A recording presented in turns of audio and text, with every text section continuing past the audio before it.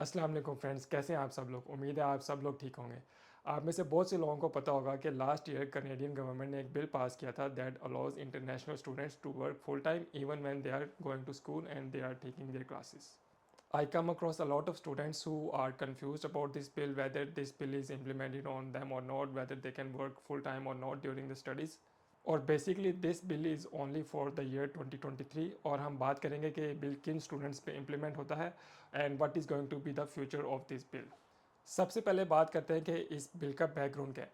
2020 में जब कनाडा में कोविड रिस्ट्रिक्शंस थी जिसकी वजह से बहुत से बिजनेसेस बंद हो रहे थे और बहुत से ले ऑफ्स हुए थे.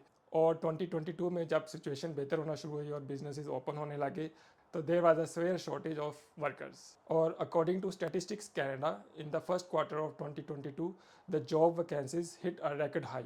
और उस टाइम पे बहुत से सेक्टर्स ऐसे थे जिनको इमीडिएटली बहुत बड़े एक वर्कफोर्स की ज़रूरत थी. और उस टाइम पर कैनेडियन जॉब मार्केट में प्रॉब्लम ये आ रही थी कि जॉब्स बहुत ज़्यादा थी लेकिन इतने ज़्यादा लोग अवेलेबल नहीं थे जो उन जॉब्स को कवर कर सके.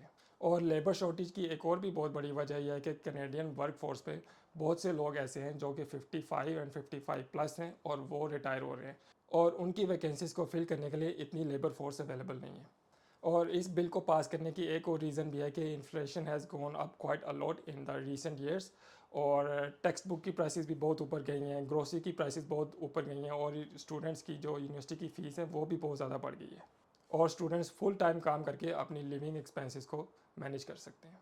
और इस सारी सिचुएशन को मद्देनज़र रखते हुए जून 2022 में आईआरसी मिनिस्टर शॉन फ्रेजर ने ये बिल प्रेजेंट किया था. And initially this bill is going to run from November 1st 2022 till December 31st 2023. और इस बिल से पहले international students during their classes सिर्फ 20 आवर्स अ वीक काम कर सकते थे और अपनी सेमेस्टर ब्रेक्स के दौरान वो फुल टाइम काम कर सकते थे. लेकिन इस बिल के बाद अब students through out the year full time काम कर सकते हैं. और कनाडा में एक एडवोकेसी ग्रुप है जिसका नाम है migrant workers alliance for change और जो कि 2019 से कोशिश कर रहे थे कि स्टूडेंट्स को 20 आवर्स से ज़्यादा मिलने चाहिए. तो बेसिकली 2019 में हुआ ये था कि एक इंडियन स्टूडेंट थे जिनका नाम था जोबनदीप सिंह सद्धू और उन्होंने गलती से 20 आवर्स से ज़्यादा काम कर लिया था. और कैनेडियन गवर्नमेंट ने क्या किया कि उनको अरेस्ट कर लिया और ना सिर्फ अरेस्ट किया बल्कि उनको कंट्री से एक्सपेल भी कर दिया और 1 साल का बैन भी लगा दिया. And there is a person whose name is Christian Fortang, who is the chair of board of director of Canadian Alliance of Students Association. और उनका कहना है कि this is the very first step and we may expect something similar to follow. और ये जो bill है जो इंटरनेशनल स्टूडेंट्स को अलाउ करता है कि वो 40 आवर्स जॉब कर सकते हैं, ये बिल सब पे इम्प्लीमेंट नहीं होता. इसलिए you have to be really careful and you have to keep the example of Jobandeep Singh Sadhu in your mind. According to Sean Fraser there will be around 500,000 students who can benefit from this bill. मेरी नज़र में इस bill का फ़ायदा ये है कि students अपनी स्टडीज़ के दौरान ज़्यादा अर्न कर सकते हैं और उसके अलावा आपको बहुत वैल्यूएबल अपॉर्चुनिटीज़ मिलेंगी to gain work experience during your education which is going to help you in the future to get good jobs. और फाइनली मैं आप लोगों को बताने जा रहा हूँ कि ये बिल किन स्टूडेंट्स पे इम्प्लीमेंट होता है और मैं आपको कैनेडियन गवर्नमेंट की ऑफिशियल वेबसाइट पर लेके जाता हूँ जहाँ पे मैं आपको सारे फैक्ट्स एंड फिगर्स दिखाऊंगा ताकि आपके पास एक ऑफिशियल रेफरेंस हो और आपके माइंड में कोई कन्फ्यूजन ना हो. लेकिन इधर मैं ये भी ऐड करना चाहूँगा कि आपने इस बिल को मिसयूज़ नहीं करना. आपने अपनी स्टडीज़ को बिल्कुल भी कंप्रोमाइज़ नहीं करना. आपने कोशिश करना है कि आप बैलेंस के साथ चलें. आप ज़्यादा वर्क आवर्स करें लेकिन आपने एट द सेम टाइम अपनी स्टडीज़ पे भी फोकस रखना है और अपने ग्रेड्स को कभी भी कंप्रोमाइज़ नहीं होने देना क्योंकि grades play an important role to get a good job in future. Okay जी, ये अब हम आ गए हैं कैनेडियन गवर्नमेंट की ऑफिशियल वेबसाइट पे जैसा कि आप देख सकते हैं canada.ca और देखते हैं कि इन्होंने क्या मेंशन किया हुआ है. Who can work more than 20 hours per week off campus? First of all, from November 15, 2022 until December 2023, you can work more than 20 hours per week off campus while class is in session. तो इसके मुताबिक अगर आपकी classes चल भी रही हैं तो फिर भी आप फुल टाइम वर्क कर सकते हैं लेकिन you have to follow these instructions and you have to fulfil these requirements.